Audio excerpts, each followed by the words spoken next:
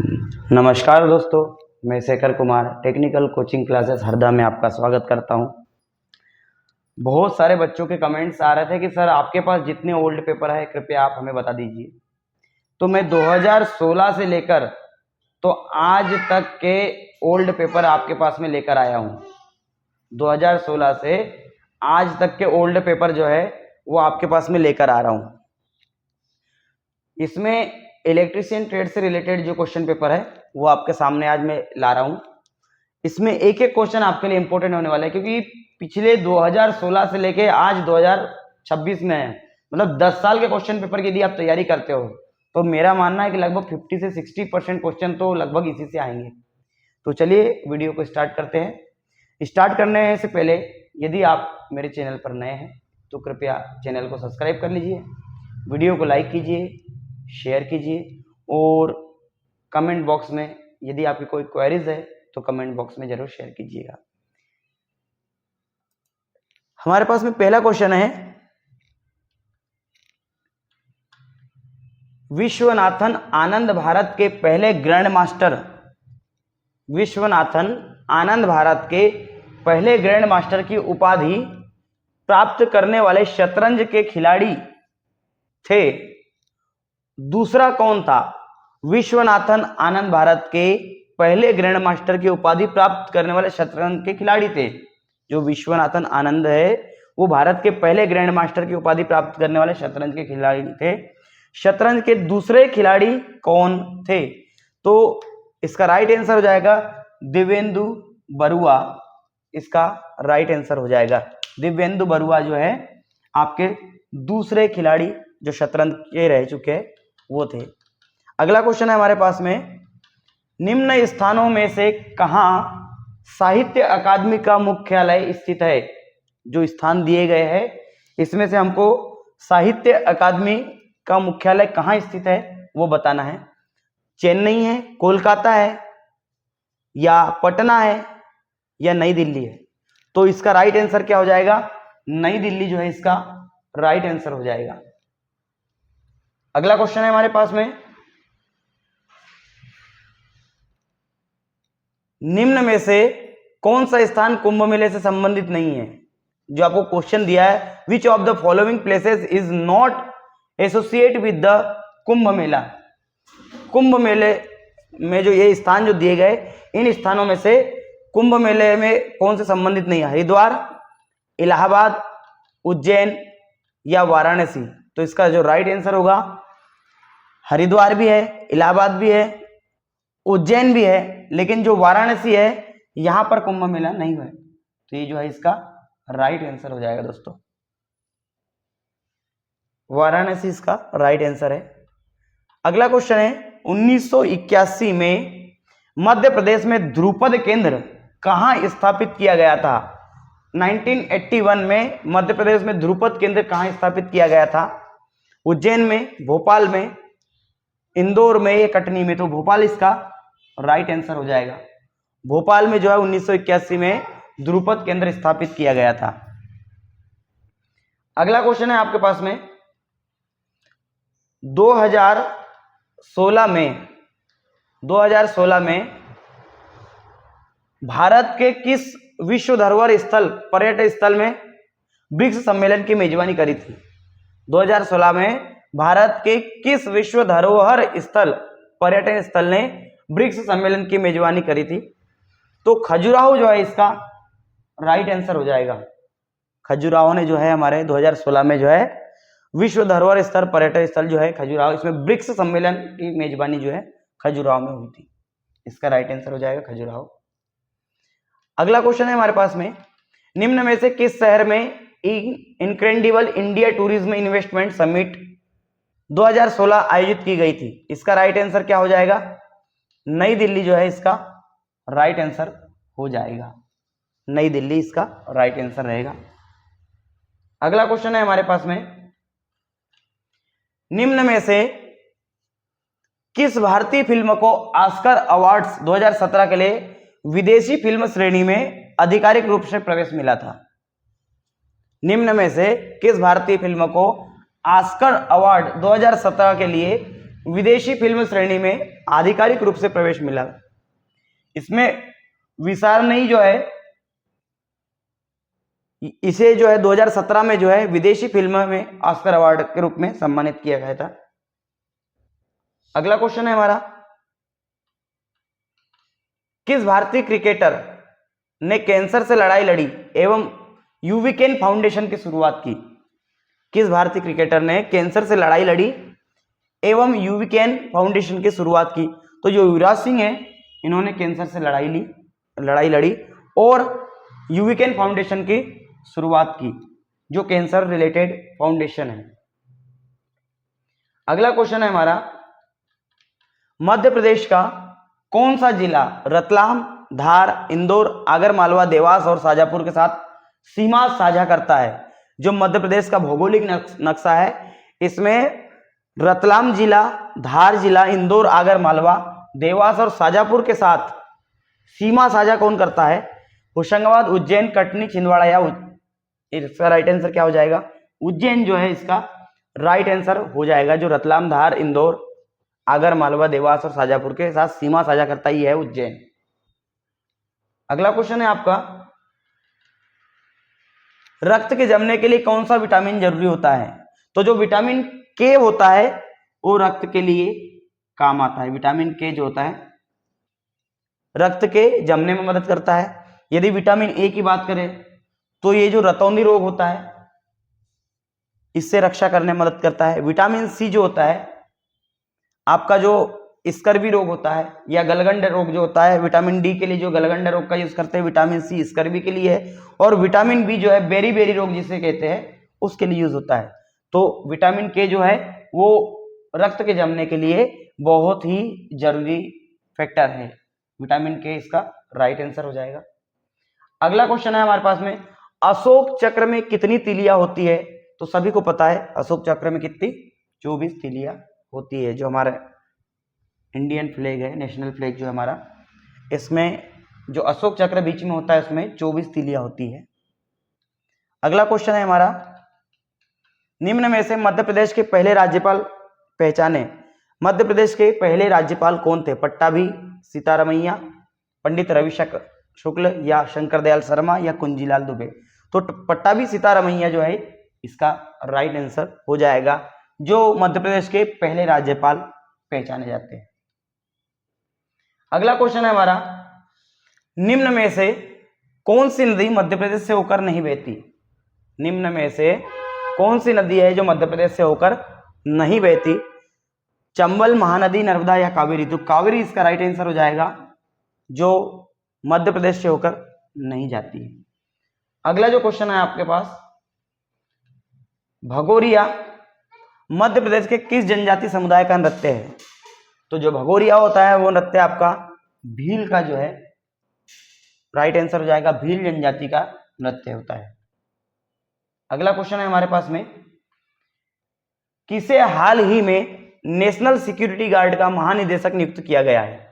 NSG national security guard का महानिदेशक नियुक्त किया गया है। ये 2016 की बात कर रहा हूं मैं। तो सुधीर प्रताप सिंह जो है वो एनएसजी के महानिदेशक जो थे उस समय थे। अगला क्वेश्चन है हमारा, मध्य प्रदेश के किन राज्यों से अपनी सीमा साझा करता है? मध्य प्रदेश किन राज्यों से अपनी सीमा साझा करता है? उत्तर प्रदेश से, छत्तीसगढ़ से, महाराष्ट्र से या गुजरात से?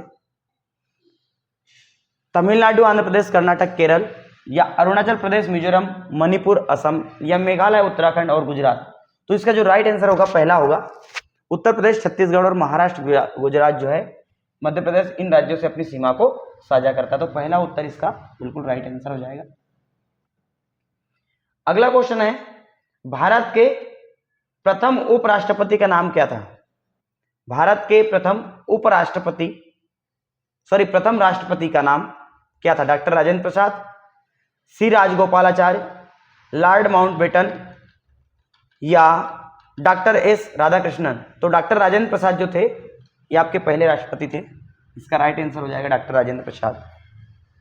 अगला क्वेश्चन है हमारे पास में, सितंबर 2016 में किस शहर ने अपने में खास बाल कैंसर जागरूकता प्रदर्शनी का आयोजन किया था?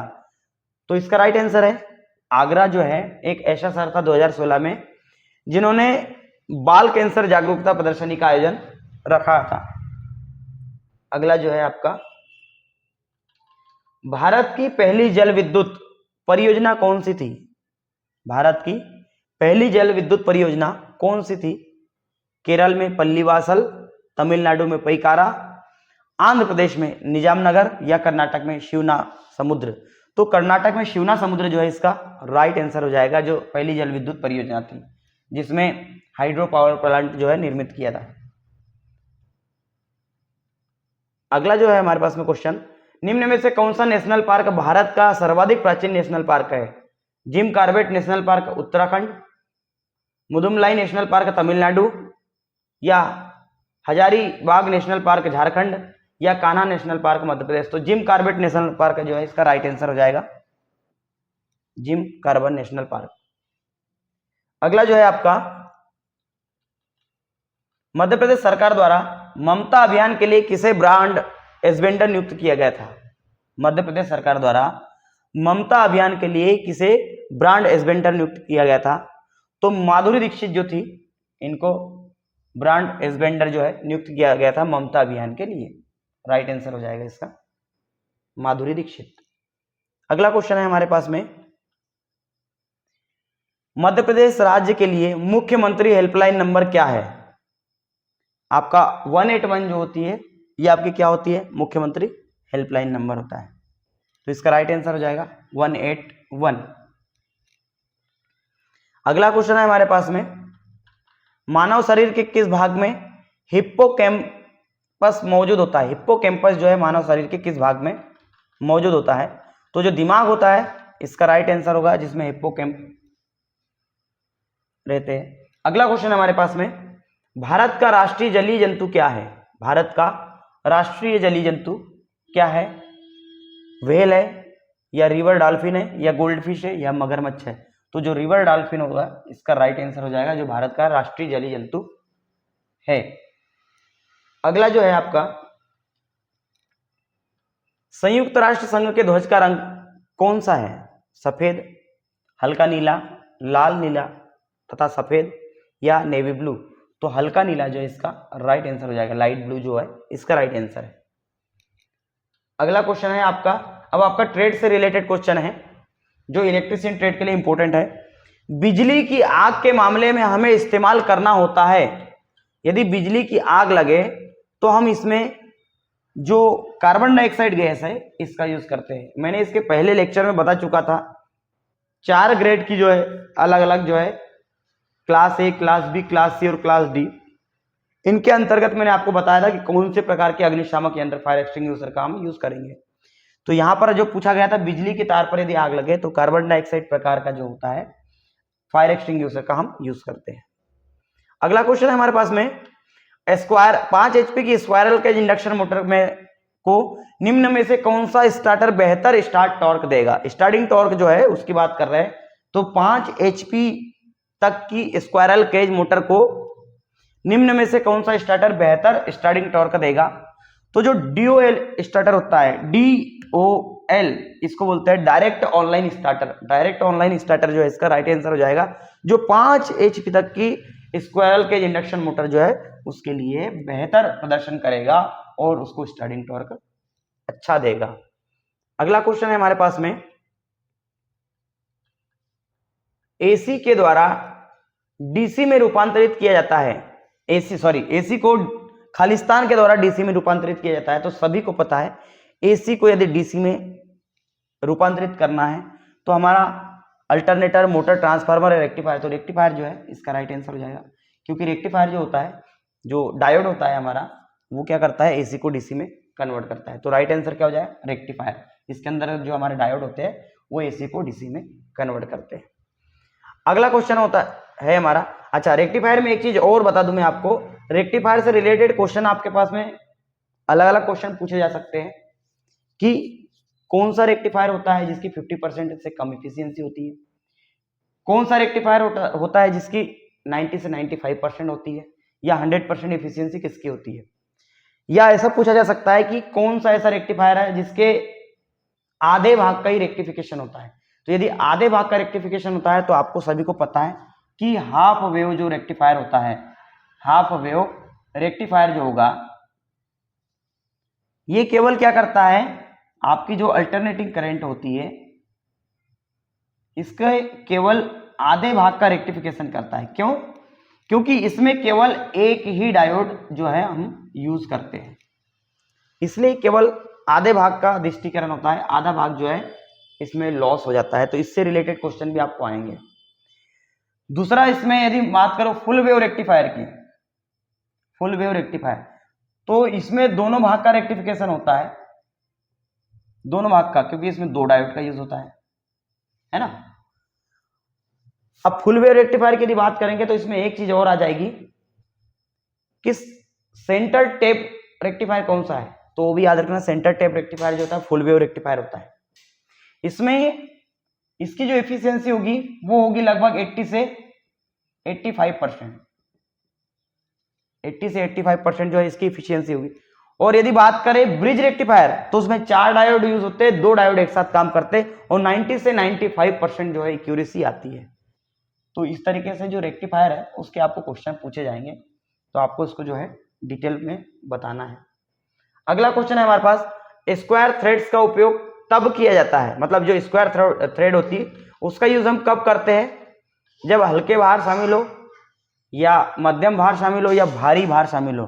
तो हम भारी भार जब शामिल होता है जब हम उसका यूज करते हैं। तो राइट आंसर इसका क्या हो जाएगा, हेवी लोड आर इन्वॉल्व, है ना। अगला क्वेश्चन है, यूजेटी के लिए निम्न में से कौन सा कथन सत्य है। यूजेटी, यूजेटी सभी को पता है, यूजेटी इसका जो पूरा नाम होता है यूनि जंक्शन ट्रांजिस्टर जो है इसका राइट आंसर होता है, मतलब पूरा नाम होता है। तो इसमें पूछा गया है कि यूजेटी के लिए निम्न में से कौन सा कथन सत्य है। यूजेटी में, यूजेटी के लिए निम्न में से कौन सा कथन सत्य है। तो यूजेटी को धीरे धीरे ऑन किया जा सकता है, या यूजेटी एनपीएन ट्रांजिस्टर की तरह काम करता है, या वीबीबी को शून्य तक घटा के यूजेटी को ऑफ किया जा सकता है, या उपरोक्त में से कोई नहीं। तो तीसरा जो होगा यूजेटी का जो है वीबीबी को शून्य तक घटाकर यूजेटी को ऑफ किया जा सकता है, तो इसका राइट आंसर हो जाएगा। अगला क्वेश्चन है हमारे पास में, ट्रांसफार्मर का ट्रांसफॉर्मेशन रेशो रूपांतरण, जिसको बोलते हैं अपन रूपांतरण रेशो, मतलब ट्रांसफॉर्मेशन रेशो खालिस्तान के द्वारा निरूपित किया जाता है। तो N2 upon N1, V2 upon V1 और I1 अपॉन I2, तो इन तीनों के द्वारा जो ट्रांसफॉर्मेशन रेशो होता है, ट्रांसफॉर्मेशन रेशो परसेंट की यदि बात करें तो ये होता है N2 upon N1 is equal to V2 upon V1 is equal to I1 upon I2, मतलब ये तीनों जो है इसके राइट आंसर हो जाएंगे। जो ट्रांसफॉर्मेशन रेशो होता है उसकी बात कर रहा है, रेशो ऑफ ट्रांसफॉर्मेशन, है ना। अगला है आपके पास में क्वेश्चन, चुंबकीय बल रेखाओं की दिशा किसके द्वारा निर्धारित की जाती है। चुंबकीय बल रेखाओं की दिशा किसके द्वारा निर्धारित की जाती है, दक्षिण हस्त नियम जो राइट हैंड रूल है वो, या राइट हैंड कॉर्क स्क्रू नियम जो लॉ होता है उसके द्वारा, या दक्षिण हस्त नियम और दक्षिण हस्त कॉर्क स्क्रू नियम, मतलब both right hand rule and right hand cork screw rule, या उपरोक्त तो कोई नहीं। तो इसका जो राइट आंसर हो जाएगा वो आपका ये हो जाएगा दक्षिण हस्त नियम, मतलब आपका both right hand rules and right hand cork screw rules इसका राइट आंसर, मतलब इन दोनों के द्वारा जो है हम इसको चुंबकीय बल रेखाओं की दिशा ज्ञात कर सकते हैं। अगला क्वेश्चन है हमारे पास में, हाई फ्रीक्वेंसी सर्किट के लिए कौन से संधारित्र को पसंद किया जाता है। हाई फ्रीक्वेंसी सर्किट के लिए कौन से कैपेसिटर को पसंद किया जाता है। तो जो माइका कैपेसिटर होता है यह हाई फ्रीक्वेंसी कैपेसिटर कहलाता है, तो इसका राइट आंसर क्या हो जाएगा, माइका कैपेसिटर। अगला जो क्वेश्चन है हमारे पास में, एक चुंबक इन्हें आकर्षित कर पाती है, लोहा एल्युमिनियम पीतल, लोहा तांबा और निकेल, लोहा कोबाल्ट और जस्ता, निकेल कोबाल्ट और इस्पात। तो लोहा, कोबाल्ट और जस्ता जो है इसका राइट आंसर हो जाएगा। चुंबक जो है इनको आकर्षित आसानी से करती है। अगला क्वेश्चन है हमारे पास में, पूरी तरह से चार्ज बैटरी पर हाइड्रोमीटर का पाठ्यांक होना चाहिए। एक चीज याद रखना कि हाइड्रोमीटर जो होता है एक कौन सा मीटर होता है? हाइड्रोमीटर जो होता है आपका बैटरी के चार्जिंग और डिस्चार्जिंग को मेजर करने वाला इक्विपमेंट होता है। तो ये पूछ रहा है कि पूरी तरह से चार्ज बैटरी पर हाइड्रोमीटर का पाठ्यांक मतलब हाइड्रोमीटर की रीडिंग कितनी होगी? तो 1280 रीडिंग यदि आती है तो ये फुल चार्ज बैटरी मानी जाएगी। 1280 इसका राइट आंसर हो जाएगा। अगला क्वेश्चन है हमारे पास में, एनर्जी मोटर है, सॉरी ये यहां हिंदी में गलत लिखा है, एक्चुअल में एनर्जी मीटर है। कभी कभी हिंदी में यदि गलत लिखा है तो उसको इंग्लिश के क्वेश्चन से मिलान कर लिया करो कि क्या सही है। एनर्जी मीटर क्या है? इंडिकेटिंग इंस्ट्रूमेंट है या इंटीग्रेटिंग इंस्ट्रूमेंट है या गुड इंस्ट्रूमेंट होता है या इनमें से कोई नहीं? तो इंटीग्रेटिंग इंस्ट्रूमेंट जो इसका राइट आंसर हो जाएगा। एनर्जी मीटर जो होता है वो एक इंटीग्रेटिंग इंस्ट्रूमेंट होता है, न कि इंडिकेटिंग। अगला जो है हमारे पास क्वेश्चन है, जब तीन प्रतिरोधों को श्रेणी में जोड़ा गया तो प्रतिरोध का कुल मतलब परिपथ का कुल प्रतिरोध सीरीज में यदि बात करें तो R इज इक्वल टू आपके पास होता है R1 plus R2 plus R3। तो राइट आंसर इसका क्या हो जाएगा? इसमें से कौन सा है हमारे पास में? ये वाला R1 plus R2 plus R3 is equal to R। यदि बात करें पैरेलल की तो पैरेलल में जो होगा R इज इक्वल टू हो जाएगा 1 upon R1 plus 1 upon R2 plus 1 upon R3, इसका राइट आंसर हो जाएगा। तो ये आपका पैरेलल के लिए है और ये आपका सीरीज सर्किट उसके लिए है। तो दोनों आपको पूछ सकते हैं, आपको याद रखना है। अगला क्वेश्चन है हमारे पास में, इसमें जल का प्रयोग केवल ठंडा करने के उद्देश्य से के लिए किया जाता है। इसमें जल का प्रयोग केवल ठंडा करने के लिए और इसी उद्देश्य से किया जाता है। किसमें? थर्मल पावर प्लांट में या द्रव चालित पावर प्लांट जो हाइड्रल पावर प्लांट होता है, हाइड्रोलिक पावर प्लांट उसमें, या न्यूक्लियर पावर प्लांट में, या डीजल पावर स्टेशन। तो जो डीजल पावर स्टेशन होता है इसमें जो है हम केवल जो इक्विपमेंट होता है उसको ठंडा करने के लिए जो है पानी का यूज करते हैं, है ना। तो डीजल पावर प्लांट जो है इसका राइट आंसर हो जाएगा। अगला क्वेश्चन है हमारे पास में, डबल सर्किट प्रेषण लाइन में होंगे, double circuit transmission line will have, क्या आएगा इसका राइट आंसर भाई? 4 चालक जिनमें एक पृथ्वी चालक शामिल है, 6 चालक जिनमें एक पृथ्वी चालक शामिल है, 7 चालक जिसमें एक पृथ्वी चालक शामिल है, या उपरोक्त कोई नहीं। तो 7 चालक जिसमें एक जो है आपका कौन सा होगा? अर्थ कंडक्टर होगा। डबल सर्किट ट्रांसमिशन लाइन की बात कर रहा है। डबल सर्किट ट्रांसमिशन लाइन का मतलब क्या हुआ कि RYB इसके 1 2 और 1 3 वायर रहेंगे। अब यहां डबल सर्किट की बात कर रहा है तो इसी को अपन दोगुना कर देंगे तो कितने हो गए? RYB ये हो गए 6 और 1 वायर रहेगा आपका न्यूट्रल के लिए, तो इस सॉरी अर्थ के लिए। तो अर्थ कंडक्टर जो है इसका 7 चालक जिसमें एक कैसा रहेगा? अर्थ कंडक्टर रहेगा। इसका राइट आंसर चौथा हो जाएगा। अगला क्वेश्चन है हमारे पास में, स्थैतिक विद्युत चुंबकीय प्रेरण को, स्थैतिक विद्युत चुंबकीय प्रेरण को निम्न एसी मशीन में काम में लाया जाता है। जनरेटर, अल्टरनेटर, ट्रांसफार्मर या उपरोक्त सभी। स्थैतिक विद्युत चुंबकीय प्रेरण को, स्थैतिक विद्युत चुंबकीय प्रेरण की बात हो रही है तो इसके लिए जो है हम लोग जनरली यूज करेंगे ट्रांसफार्मर का, क्योंकि ट्रांसफार्मर जो होती है हमारी क्या होती है? एक स्टैटिक डिवाइस होती है जिसको हम एक स्थान से दूसरे स्थान पर जो है मतलब सॉरी इसमें हम कोई घूमने वाला चुंबकीय क्षेत्र मतलब घूमने वाला जो भाग है वो नहीं होता ट्रांसफार्मर में। अल्टरनेटर में भी होता है, जनरेटर में भी होता है, मोटर में भी होता है, लेकिन ट्रांसफार्मर में कोई घूमने वाला भाग नहीं होगा। तो स्टैटिक जो है इसका राइट आंसर हो जाएगा। स्टैटिक डिवाइस जो है ट्रांसफार्मर होती है ना। अगला क्वेश्चन है हमारे पास में, इलेक्ट्रिकल कंट्रोल पैनल में, इलेक्ट्रिकल कंट्रोल पैनल में खालिस्तान के उपयोग के द्वारा स्विचिंग लॉजिक प्राप्त किया जा सकता है। कॉन्ट्रैक्टर के द्वारा, फ्यूज के द्वारा, तार के द्वारा या कनेक्टर। पूछ रहा है इलेक्ट्रिकल कंट्रोल पैनल में खालिस्तान के उपयोग द्वारा स्विचिंग लॉजिक प्राप्त किया जाता है। तो स्विचिंग लॉजिक के लिए क्या हम क्या करते हैं, कॉन्टेक्टर का यूज करते हैं। राइट आंसर कॉन्टेक्टर रहेगा इसका, है ना। अगला क्वेश्चन है हमारे पास में, सामान्य चालक के तापमान में वृद्धि होने पर, सामान्य चालक के तापमान में वृद्धि होने पर इसका प्रतिरोध बढ़ेगा, घटेगा, अपरिवर्तित रहेगा या शून्य हो जाएगा। तो जब सामान्य चालक के तापमान में यदि वृद्धि होती है तो इसका जो रेजिस्टेंस है वो भी क्या होगा, बढ़ता है। टेम्परेचर बढ़ने पर चालकों का रेजिस्टेंस भी बढ़ता है, लेकिन यदि कुचालक की बात करें तो टेम्परेचर बढ़ने पर कुचालकों का रेजिस्टेंस कम होता है, ये ध्यान रखना।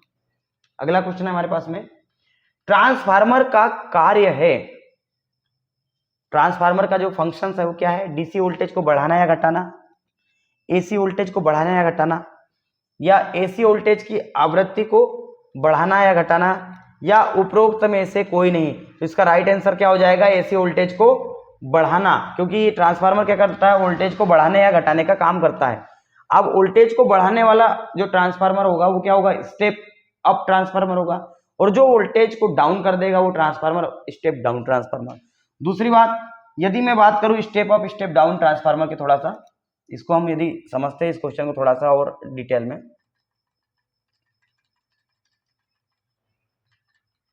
यदि ट्रांसफार्मर से क्वेश्चन आते हैं तो स्टेप अप और स्टेप डाउन के जो क्वेश्चन आएंगे हमको, उसमें क्वेश्चन में एक चीज और आ सकती है जो कॉमन रहेगी आपकी, यदि ऐसा सिंबल दे दे और कहे कि कौन सा ट्रांसफार्मर होता है, तो ये कौन सा ट्रांसफार्मर होगा भाई, ये होगा आपका स्टेप डाउन ट्रांसफार्मर। क्यों, क्योंकि सेकेंडरी में नंबर ऑफ टर्न्स कैसे कम है, तार कैसा होगा, मोटा होगा। जिधर नंबर ऑफ टर्न्स ज्यादा होंगे उधर मैग्नेटिक फील्ड जो होगा ज्यादा बनेगा, वोल्टेज ज्यादा क्रिएट होगा। तो ये जो है ये ट्रांसफार्मर स्टेप डाउन। दूसरी चीज हमसे ये भी पूछा जा सकता है कि ट्रांसफार्मर स्टेप डाउन ट्रांसफार्मर जो होता है उसकी सेकेंडरी वाइंडिंग जो होगी मोटे तार की होगी, सॉरी मोटी होगी या पतली होगी, तो इसका तार कैसा होगा, मोटा होगा। दूसरा हमसे क्वेश्चन, तीसरा जो क्वेश्चन हमसे ये पूछा जा सकता है कि स्टेप डाउन ट्रांसफार्मर जो होता है इसकी जो सेकेंडरी वाइंडिंग है इसका रेजिस्टेंस कैसा होगा, ज्यादा होगा कि कम होगा। तो स्वाभाविक सी बात है, यदि तार मोटा है तो रेजिस्टेंस कैसा होगा, कम होगा। यदि तार पतला होता तो रेजिस्टेंस कैसा होता, ज्यादा होता। तो इसकी सेकेंडरी वाइंडिंग में नंबर ऑफ टर्न्स कम है, मतलब तार मोटा है। तार मोटा है तो इसका जो रेजिस्टेंस होगा वो कैसा होगा, कम रेजिस्टेंस होगा, है ना। तो इससे जस्ट अपोजिट जो है स्टेप अप ट्रांसफर हो जाएगा। अगला क्वेश्चन है हमारे पास में, जब थ्री फेज अल्टरनेटर प्रतिरोधी भार सप्लाई करता है, आर्मेचर रिएक्शन फ्लक्स क्या होगा। जब थ्री फेज अल्टरनेटर जो है रेजिस्टिविटी लोड सप्लाई करेगा तो आर्मेचर रिएक्शन का फ्लक्स कैसा होगा, फील्ड एक्सिस के साथ 90 डिग्री पर होगा, या फील्ड एक्सिस के साथ 45 डिग्री पर, या फील्ड के एक्सिस के समांतर में, या उपरोक्त में से कोई नहीं। तो फील्ड एक्सिस के साथ 90 डिग्री पर इसका राइट आंसर हो जाएगा। अगला क्वेश्चन है हमारे पास में, एक चालक में धारा प्रवाह चुंबकीय क्षेत्र तथा उत्पन्न यांत्रिक बल की दिशा खालिस्तान के द्वारा दी जाएगी। तो जो फ्लेमिंग के बाएं हाथ का नियम है ये इसका राइट आंसर हो जाएगा। किसी चालक में धारा प्रवाह चुंबकीय क्षेत्र तथा उत्पन्न यांत्रिक बल की दिशा खालिस्तान के द्वारा ज्ञात की जा सकती है। तो फ्लेमिंग का जो आपका लेफ्ट हैंड का रूल्स होगा, फ्लेमिंग का जो लेफ्ट हैंड का रूल होगा उस पर डिपेंड करेगी। लेफ्ट हैंड का रूल्स मतलब आपका कौन सा हाथ, बायां हाथ। ये जो है डायरेक्शन बताएगा आपको, ये काय की डायरेक्शन बताएगा आपको, ये बताएगा आपको चुंबकीय क्षेत्र, सॉरी चालक के घूमने की दिशा बताएगा। यदि ये वाली उंगली की बात करें, तर्जनी अंगुली, तो ये जो बताएगा चुंबकीय क्षेत्र की दिशा बताएगी, और मध्यमा अंगुली जो होगी आपकी करंट की दिशा बताएगी। तो एक चालक में धारा प्रवाह चुंबकीय क्षेत्र तथा उत्पन्न यांत्रिक बल की दिशा जो है फ्लेमिंग के बाएं हाथ के नियम से, लेफ्ट हैंड के रूल से ज्ञात कर सकते हैं। अगला क्वेश्चन है हमारे पास में, अर्थिंग के लिए आवश्यक क्या होता है। अर्थिंग खालिस्तान के लिए आवश्यक होती है मनुष्य और मशीन की सुरक्षा, या मशीन की वाइंडिंग, या पक्षियों को करंट से बचाने के लिए, या उपरोक्त सभी। तो मनुष्य और मशीन को बचाने के लिए जो है हम ग्राउंडिंग करते हैं, मनुष्य और मशीन की सुरक्षा के लिए ग्राउंडिंग करते हैं। अगला क्वेश्चन है हमारे पास में, एक परिनालिका में उसकी लंबाई और चौड़ाई बराबर होनी चाहिए, लंबाई चौड़ाई से बड़ी होनी चाहिए, चौड़ाई लंबाई से बड़ी होनी चाहिए, या उपरोक्त तो कोई नहीं, तो लंबाई चौड़ाई से बड़ी होनी चाहिए, इसका राइट आंसर हो जाएगा। अगला क्वेश्चन है हमारे पास में, डीसी वोल्टेज के ठीक माप के लिए किस प्रकार के यंत्र को पसंद किया जाता है? डीसी वोल्टेज के ठीक माप के लिए किस प्रकार के यंत्र को पसंद किया जाता है? तो एमसी टाइप जो है इसका राइट आंसर हो जाएगा।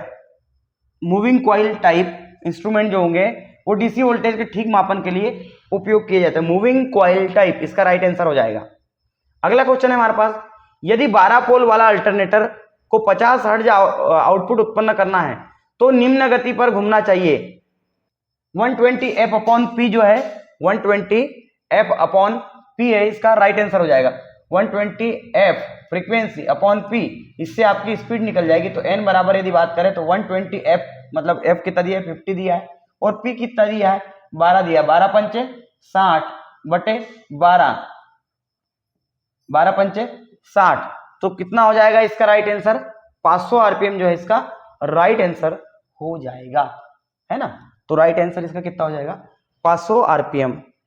अगला क्वेश्चन है हमारे पास में, धारिता की इकाई है फेरेड और धारिता प्रतिघात की इकाई है। धारिता की इकाइयां है फेरेड और धारिता प्रतिघात की इकाइयां है, तो क्या आ जाएगा? इसका राइट आंसर हो जाएगा ओम, इसका राइट आंसर हो जाएगा। अगला क्वेश्चन है आपके पास में, प्रकाश उत्सर्जक डायोड तब प्रकाश उत्पन्न करती है जब वह प्रकाश उत्सर्जक डायोड तब प्रकाश उत्पन्न करती है जब वह होती है फॉरवर्ड कंडीशन में, अनबॉक्स में, अनबायस्ड में, या रिवर्स बायस्ड में, या उपरोक्त तो कोई नहीं। तो फॉरवर्ड बायस में यदि है तभी लाइट इमिटिंग डायोड जो है काम करेंगे, क्योंकि डायोड जो है काय में काम करते हैं? फॉरवर्ड कंडीशन में। रिवर्स कंडीशन में डायोड काम नहीं करते। तो इसका राइट आंसर क्या हो जाएगा? Forward bias. अगला क्वेश्चन है हमारे पास में, तुल्यकाली मोटर में डैम्पर वाइंडिंग का काम क्या होता है? हंटिंग प्रभाव को कम करना, या मोटर को चालू करना, या मोटर को बंद करना। तुल्यकाली मोटर में डैम्पर वाइंडिंग जो होती है वो हंटिंग इफेक्ट जो है उसको कम करने का काम करती है। हंटिंग प्रभाव को कम करना और मोटर को चालू करना, इसका राइट आंसर हो जाएगा हंटिंग प्रभाव को कम करना। अगला क्वेश्चन है हमारे पास में, डीसी मशीन में इंटरपोल खालिस्तान में जुड़े होते हैं। डीसी मशीन में इंटरपोल जो होते हैं सीरीज फील्ड के साथ श्रेणी क्रम में जुड़े होते हैं। सीरीज फील्ड के साथ श्रेणी क्रम में जुड़े होते हैं, इसका राइट आंसर हो जाएगा। अगला क्वेश्चन है, बिजली की चोरी से बचने के लिए यह पूर्वोपाय लिया जाता है। ऊर्जा मीटर गति को सील करना, ऊर्जा मीटर टर्मिनल को सील करना, या ऊर्जा मीटर के बाद पूर्तिकर्ता फ्यूज उपबंधित करना, या उपरोक्त सभी। तो ये सारे जो फैक्टर होते हैं बिजली की चोरी को बचने के लिए एक महत्वपूर्ण भूमिका निभाते हैं, है ना। तो उपरोक्त सभी इसका राइट आंसर हो जाएगा। अगला क्वेश्चन है हमारे पास में, ट्रांसफार्मर के ब्रीदर में सिलिका जेल का काम क्या होता है? सिलिका जेल जो होती है ट्रांसफार्मर के ब्रीदर में, उसका काम क्या होता है? ट्रांसफार्मर में धूल को प्रवेश करने से रोकना, या नमी को।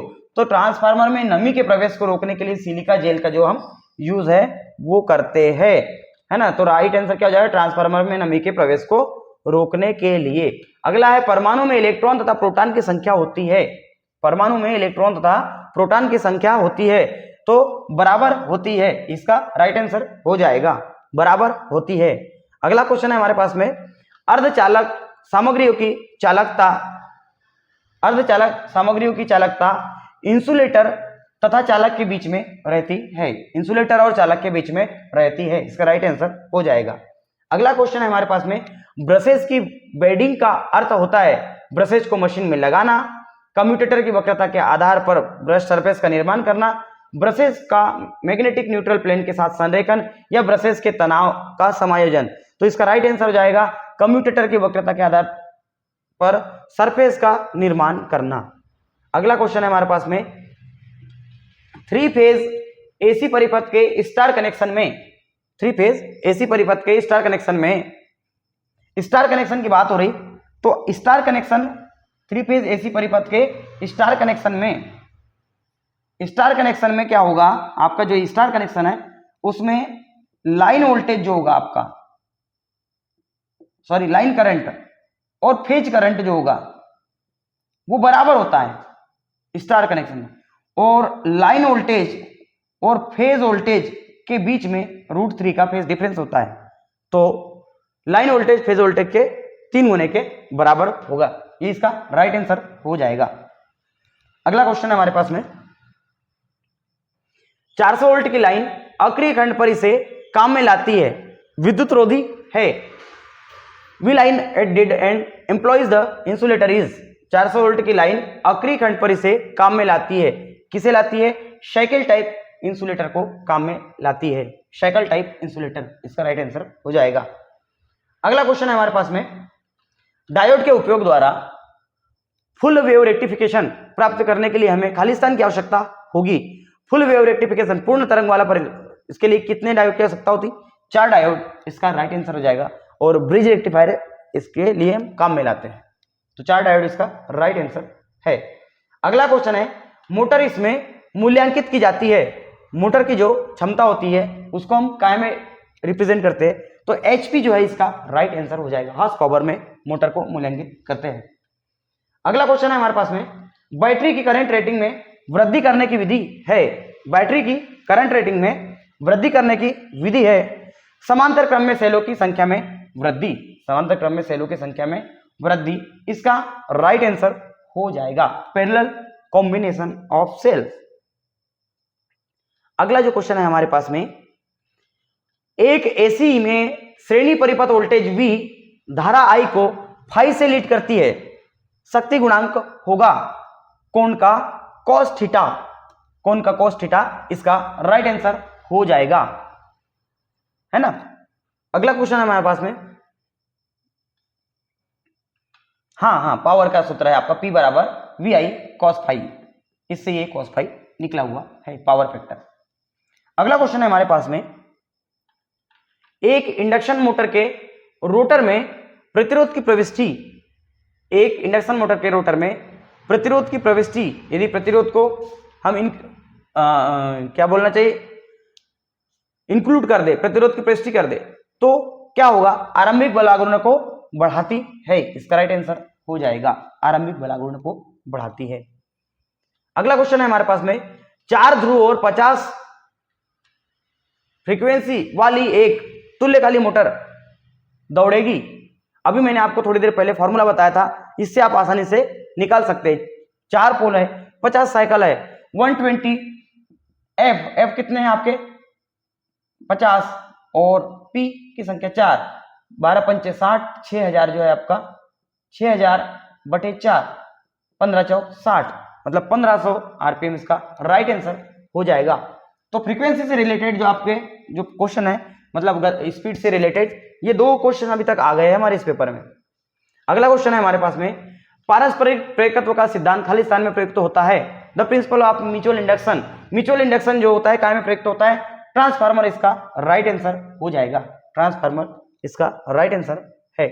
अगला है, घूर्णी परिवर्ती इसे परिवर्तित करने के लिए प्रयोग किया जाता है। Rotary converter can be used to converter, इसका राइट आंसर हो जाएगा। एसी को डीसी और डीसी को एसी, इसका राइट आंसर हो जाएगा ए और बी।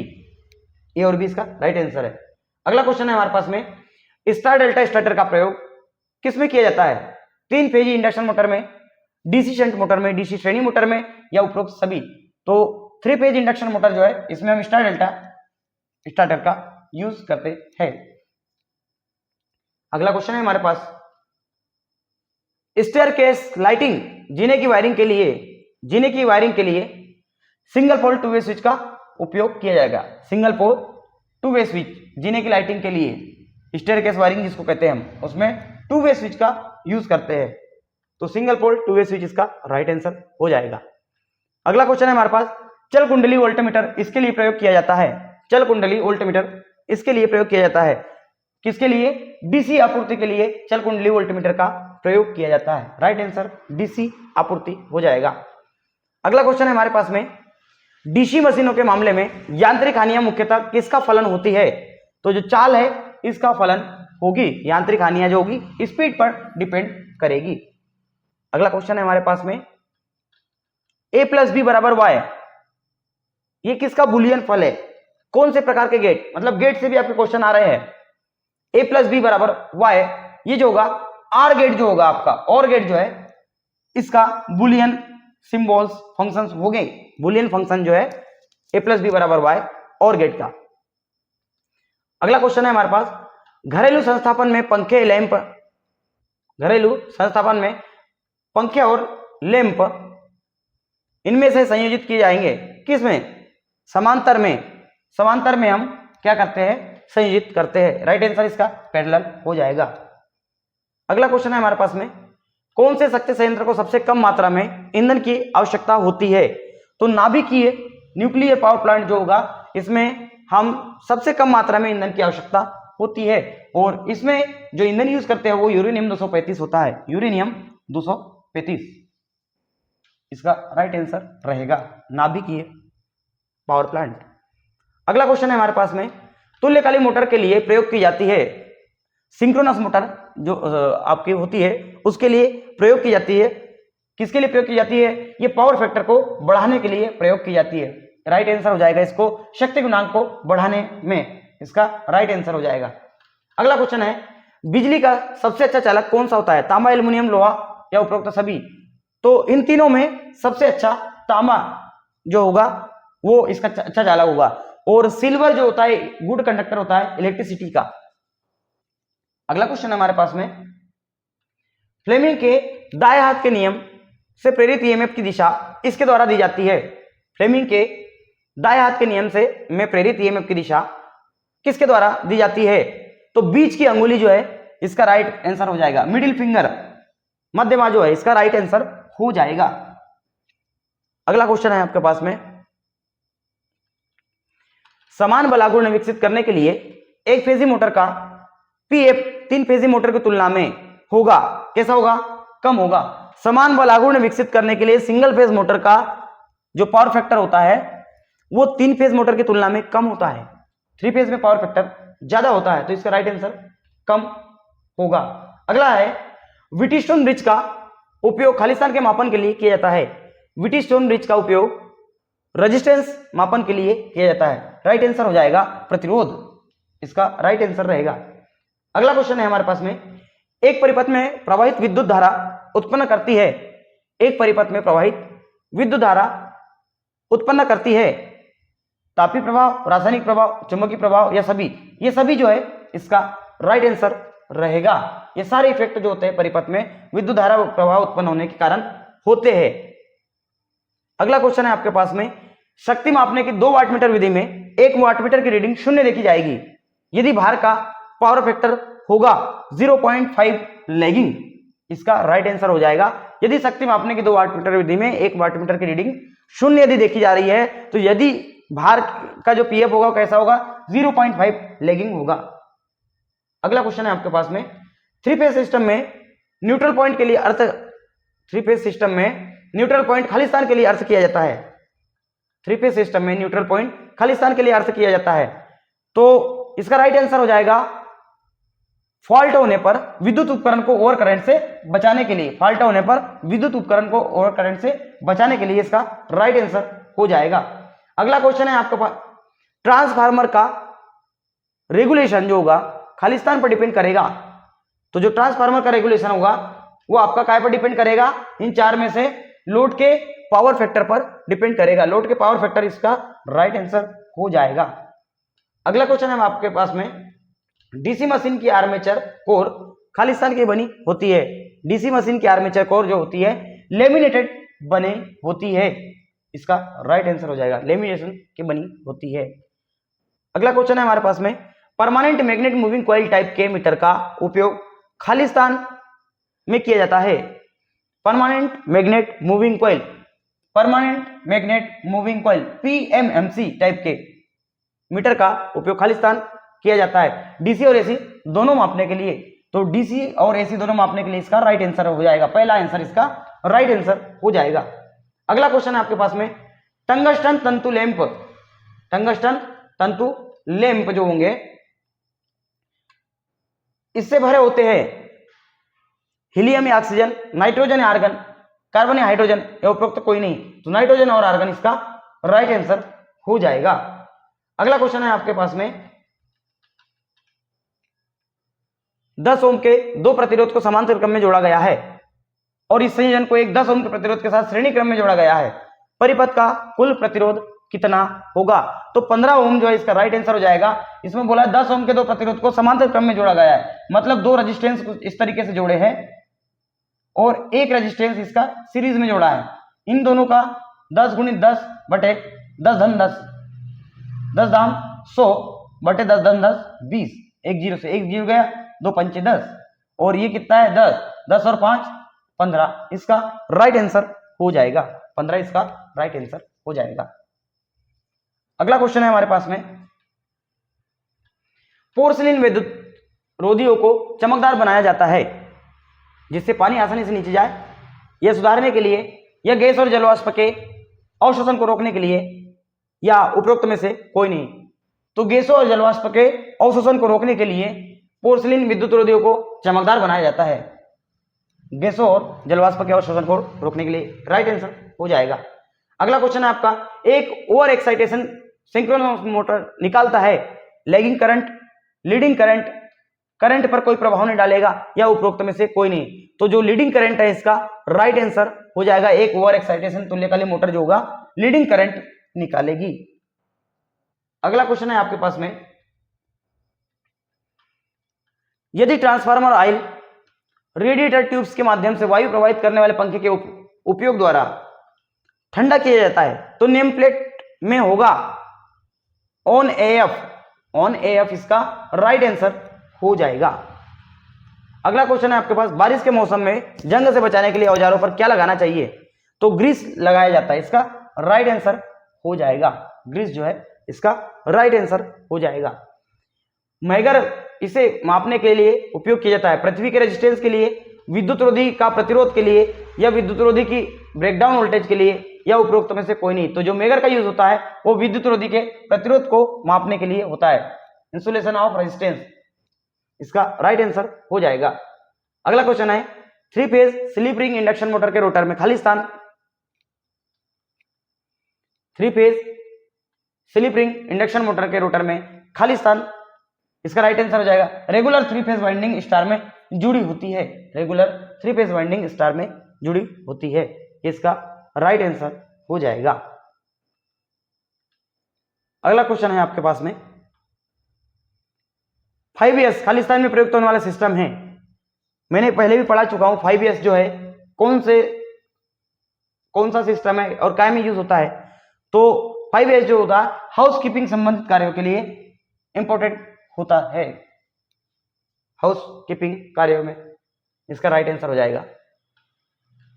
किस डीसी मोटर में स्व लोडिंग क्षमता अधिकतम होती है? शंट मोटर, सीरीज मोटर या डिफरेंशियल कंपाउंड मोटर या कम्युलेटिव कंपाउंड मोटर? तो इसका राइट आंसर क्या हो जाएगा? डिफरेंशियली कंपाउंड मोटर, इसका राइट आंसर हो जाएगा। अगला क्वेश्चन है आपके पास में, जब सोडियम वेपर डिस्चार्ज लैंप को पहले चालू किया जाता है तो उसका रंग स्टार्टिंग में कैसा दिखता है? उसका रंग स्टार्टिंग में लाल होता है, इसका राइट आंसर हो जाएगा। यदि मर्क्यूरी लैंप की बात करें तो वो पीला प्रकाश देता है। अगला क्वेश्चन है आपके पास में, अर्ध तरंग दिष्टकारी धारा का आरएमएस मान 10 एम्पीयर है, पूर्ण तरंग दिष्टकारी धारा के लिए इसका मान कितना हो जाएगा? तो 14.14 जो है इसका राइट आंसर हो जाएगा।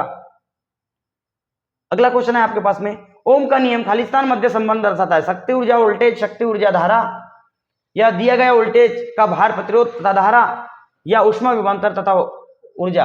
तो दिए गए वोल्टेज, भार और प्रतिरोध और धारा, इनके बीच में क्या होगा? संबंध दर्शाता है। अगला क्वेश्चन है आपके पास में, वृत्त के रूप में उपस्थित चुंबकीय क्षेत्र द्वारा घिरे हुए धारा प्रवाहित चालक का आविष्कार किसके द्वारा हुआ था? तो ऑस्टेड जो है इसका राइट आंसर हो जाएगा, जिन्होंने सर्कल के रूप में उपस्थित चुंबकीय क्षेत्र से घिरे हुए करंट फ्लो होने वाले कंडक्टर का आविष्कार किया था। तो दोस्तों, यदि वीडियो पसंद आया हो तो कृपया वीडियो को लाइक कीजिए, चैनल को सब्सक्राइब कीजिए और अधिक से अधिक लोगों तक ये क्वेश्चन पेपर का जो सेट है वो आप सेंड कीजिए। Thank you so much.